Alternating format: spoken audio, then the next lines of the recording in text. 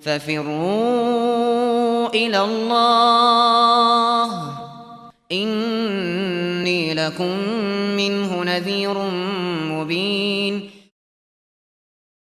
Bismillahirrahmanirrahim. Barakallahu fikum, Ustaz. Berkaitan dengan hadis ini, dilarang saling memutuskan hubungan, Ustaz. Iya. Berkaitan itu kebanyakan kita ini bermuamalah dalam hal hutang piutang, Ustaz. Banyak kejadian dengan hutang piutang itu banyak pemutusan hubungan. Apakah memang terjadi dalam hadis ini hutang piutang? Bagaimana sikap kita juga kasihan terhadap saudara yang belum bisa bayar hutang itu, Ustaz. Terus apakah termasuk kedzoliman ketika dia sebenarnya bisa bayar hutang dengan punya peralatan ataupun kendaraan dan lain-lain, dia tetap tidak mau bayar hutang, Ustaz. Barakallahu fiik, jazakallahu khair. Baik. Jadi terkait dengan saudara yang memiliki berhutang kepada kita, sudah kita beri garis besarnya ya, bahwa apapun yang terjadi antara kita dengan saudara kita yang lain, kita ada kewajiban di dalam menjaga kebersamaan, menjaga persaudaraan. Dan kita tahu hak saudara kita sebagai seorang muslim. Ya. Dan diatur di dalam masalah tersebut aturan-aturan dalam agama. Karena itu orang yang berhutang kepada kita, kita boleh menagihnya. Ya, boleh menagihnya. Dia tidak mampu, kewajiban kita adalah memberi waktu luang. Memberi waktu luang. Kecuali kalau terikat dengan perjanjian. Misalnya dia beri jaminan.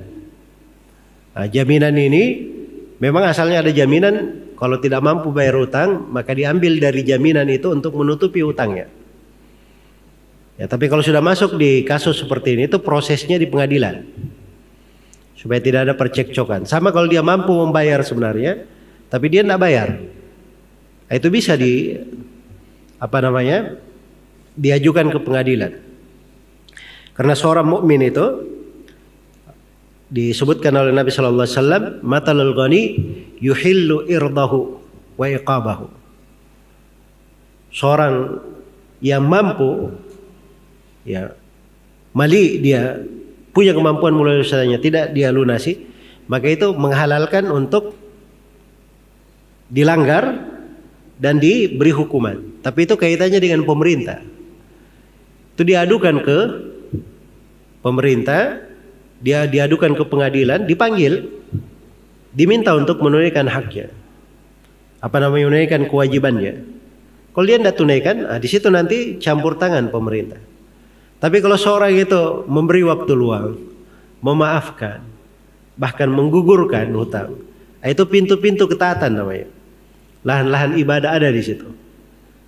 Ada lahan-lahan ibadah. Salah satu sebab seorang itu dituduhi di bawah tuduhan arsy pada hari kiamat, itu adalah orang yang memberi waktu luang. Ketika orang berhutang, dia belum mampu untuk membayarnya. Demikian pula orang yang menggugurkannya, yang memberi waktu luang saja besar pahalanya, apalagi kalau dia maafkan. Ya, itu pintu-pintu ibadah. Tapi ada orang-orang yang kadang dia mau maafkan nggak bisa juga. Ya, karena modal itu penting baginya.